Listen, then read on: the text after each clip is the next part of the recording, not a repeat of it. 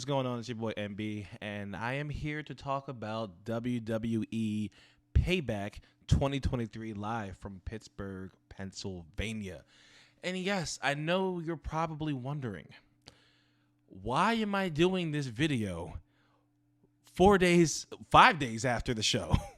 Well, I had a very busy weekend, the weekend of Payback. I didn't watch the show in its entirety Saturday night, and I don't think I finished the show until the next day. And like I said, I'm a very busy person, and for wrestling, it's kind of hard for me to watch it on time. Like Monday Night Raw, I can't watch because I have work the next morning. And SmackDown, I'm always just too tired to watch. But I enjoyed the show so much that I felt like I had to come and talk about it. I was going to do this on, I think, Monday or Tuesday, but like I said, I've just been busy. So just, I'm gonna go through the whole match, all the matches and everything real quick. So the show kicked off with Becky Lynch versus Trish Stratus in a steel cage match, and I'm just gonna say this. I was sitting on the couch and I was literally screaming, "Oh, oh, oh, oh, oh!" Now, I'm actually trying to keep the cursing down because I'm monetized now. But and my sister watches wrestling too, so I was like, "Yo," because we didn't watch the show together, but I was like, "Yo, this Becky Lynch and Trish Stratus match was a lot better than I thought it was going to be." I didn't expect it to be that good.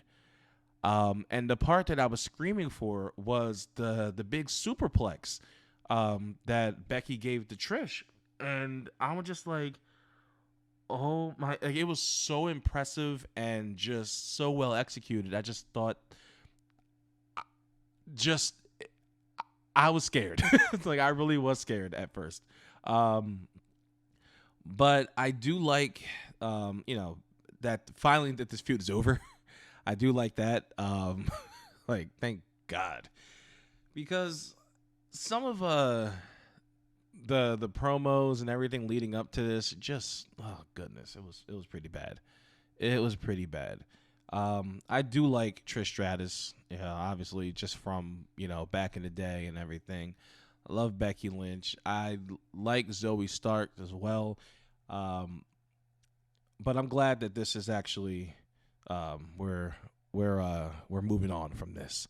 It looks like Zoe's moving on from Trish. I don't know if Trish is taking time off. I don't know what she's about to do. Looks like she's about to be in a tag team with Shayna Baszler, so we'll see how that works.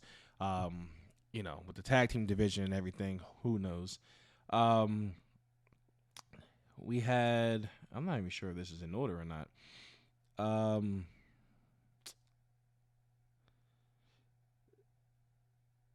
Rey Mysterio, Austin Theory. Now, Austin Theory, did I even watch this match? I don't think I watched this match, honestly, but just to fall out. I don't know what's going to happen with Austin Theory. It seems that he's been kind of just all over the place creatively since Vince left. And the most notable thing that we've seen from him was the John Cena feud. I don't know. I really don't know what you can do with him at this point. I mean, he has been literally anywhere and everywhere with anyone and everyone that you can probably think of over the last 3 years. I do think that he's an incredible talent, and I would like to see something for him soon. I don't know what that could be, but I would like to see something for him soon because he is extremely, extremely good in the ring, and he does have what it takes to I guess get heat, but I just, it's just something, things are just not really sticking for him at this point. Let's see, we had Sami Zayn and Kevin Owens versus Judgment Day.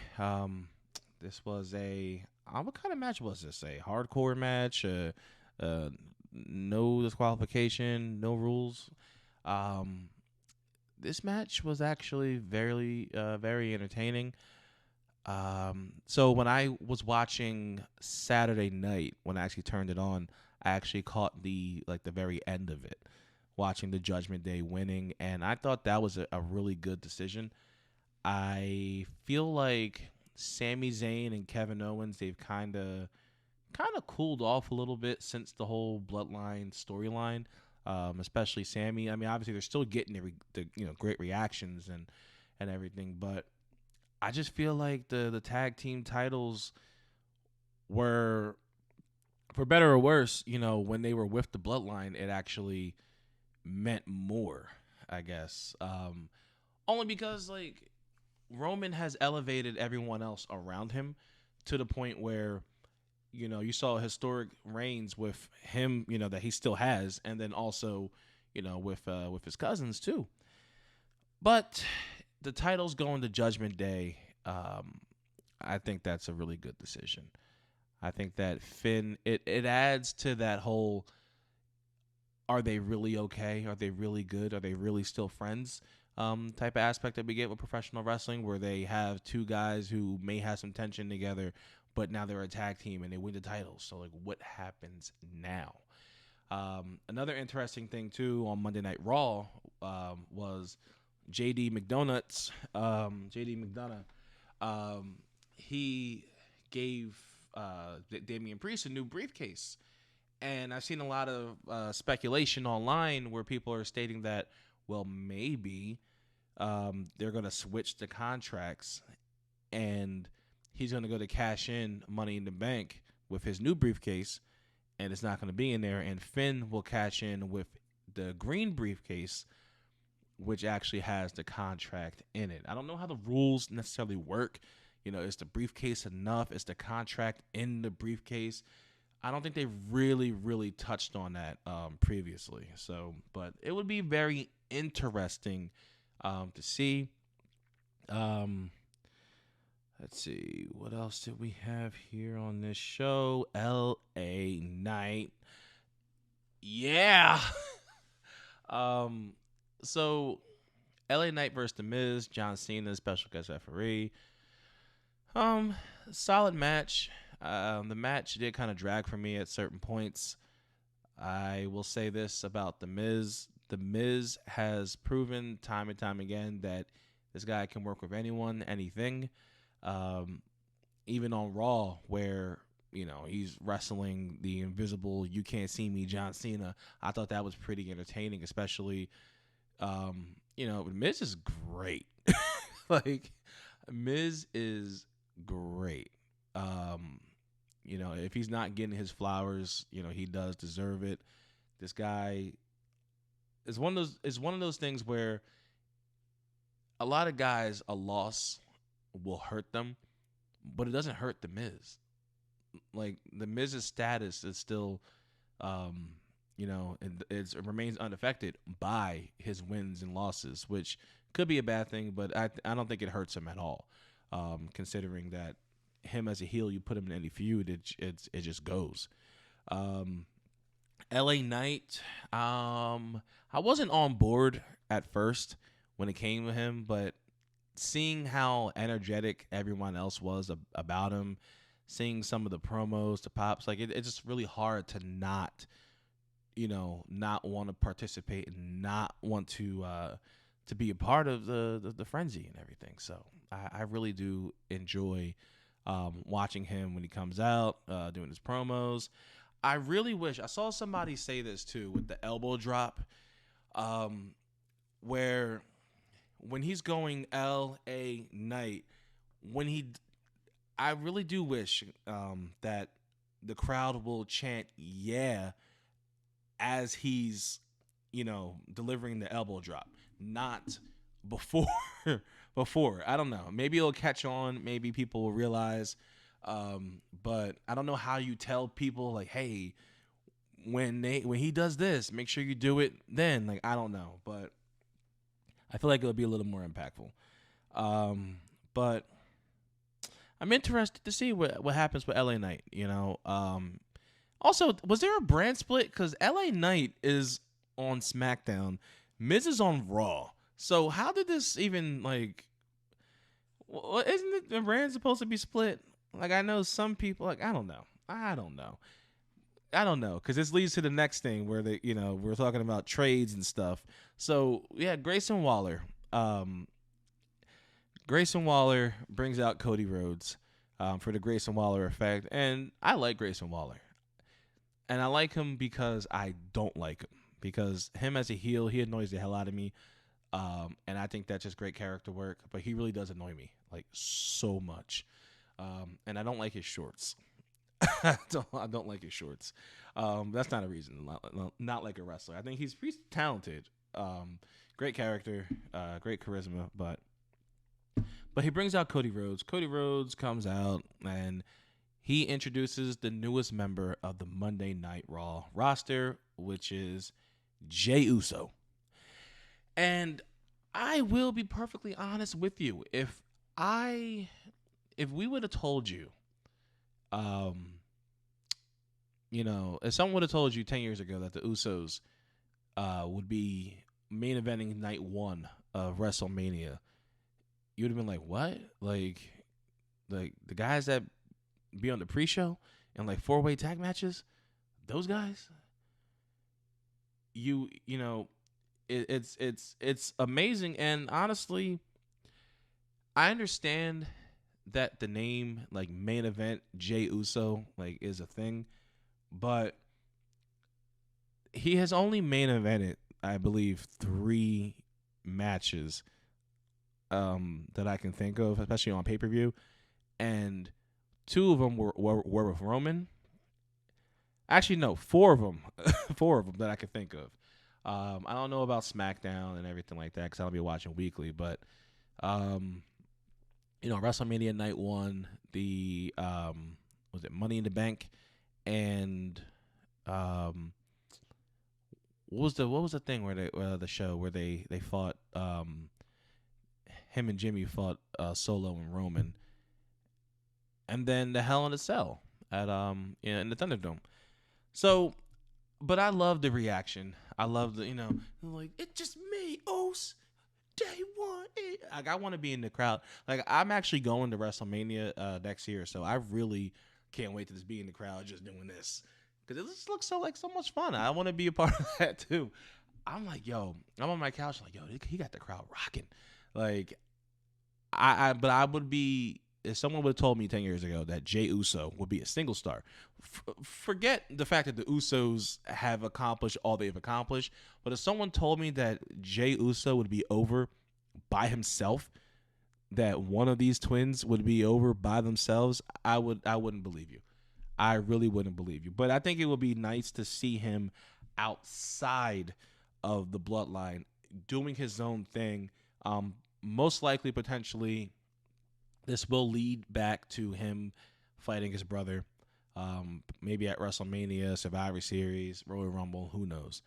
But I do think it will help to establish him on his own and then let Jimmy do whatever Jimmy's doing on SmackDown.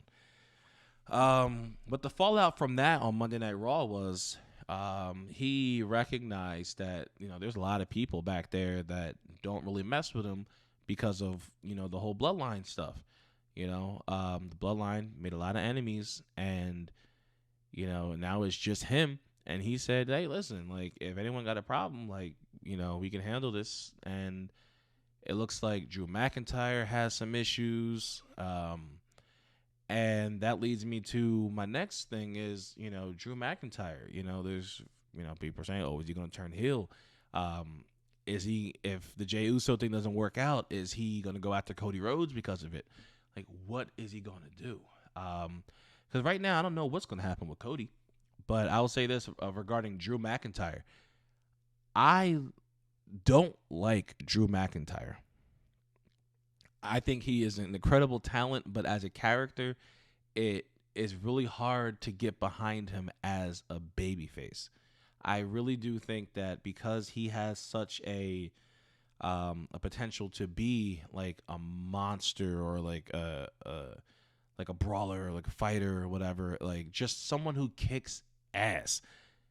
I think that it will better serve him to be someone who just goes and kicks ass.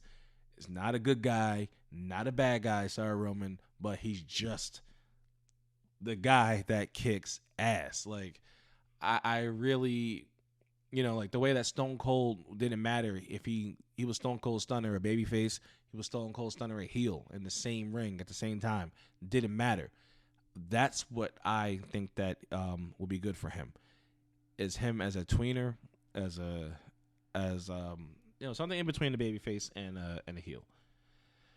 Let's see. Rhea Ripley defending her title against Raquel. Thought the match was okay. I don't really. I don't know. I just thought the match was okay. You got Nakamura versus Seth Rollins. I really thought that Seth Rollins was going to lose. I really thought that he was going to lose. And I thought he was going to lose to Finn. And I thought he was going to lose to Shinsuke.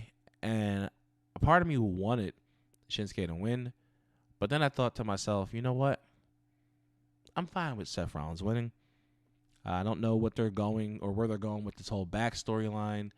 I don't know if they're trying to soften him up for a cash-in. I am hoping that Shinsuke Nakamura, I kind of want to see Shinsuke Nakamura win the world championship. But I also want to see Finn win the championship. So I don't know where it's going, but I'm very, very interested. And I do like the fact that Shinsuke just got Seth's number. But going forward, I do think that the show, Monday Night Raw has been pretty good lately in terms of like storylines and things that have been happening. The only thing is, I watched the rerun on Hulu, which cuts out certain things, and it's also only an hour and 30 minutes. So I have Hulu with no ads, so I'm not really watching commercials and stuff. But I'm fine with it, honestly. And then I'll just figure out what I missed. They cut out maybe a good 40 minutes or so of the show. But yeah, I can't sit through. They put commercials at the worst times on Monday Night Raw, and there's just so many commercials, especially at the last 30 minutes. I'm just like, what is this? Monday Night Raws or Monday Night commercials? Monday Night ads? I don't know. But definitely do think that WWE is on a storyline wise. They have a lot of good things going, a lot of good things bubbling, and I think they can carry this momentum up until WrestleMania. And hopefully, whoever's in charge of creative right now, I think they're doing an amazing job. For the most part, I think some of the major storylines are pretty good. Some of the mid card storylines are pretty good. And I think that some of the way that some of these characters are being presented right now is pretty good. I thought Payback was a pretty decent show. And I am excited. What's the next show? I have no idea what it's called. But what is it called? It's October something. But I don't know. But in the future, I definitely will try to do these a lot sooner. I will definitely try to do these, within a day or so of the show. For Monday Night Raw and for SmackDown, I probably will do. I don't know. I'm gonna have to figure something out because I would try to combine them. But I gotta see because it's really hard for me to watch Monday Night Raw up until 11 p.m. and then wake up and then work. Get up at 4:00 in the morning. So. But definitely, I will give you some more wrestling content. If there's anything else you want me to talk about, discuss, whatever, just let me know in the comments below. And I appreciate you guys for watching. And you guys have a good one. Catch you next time.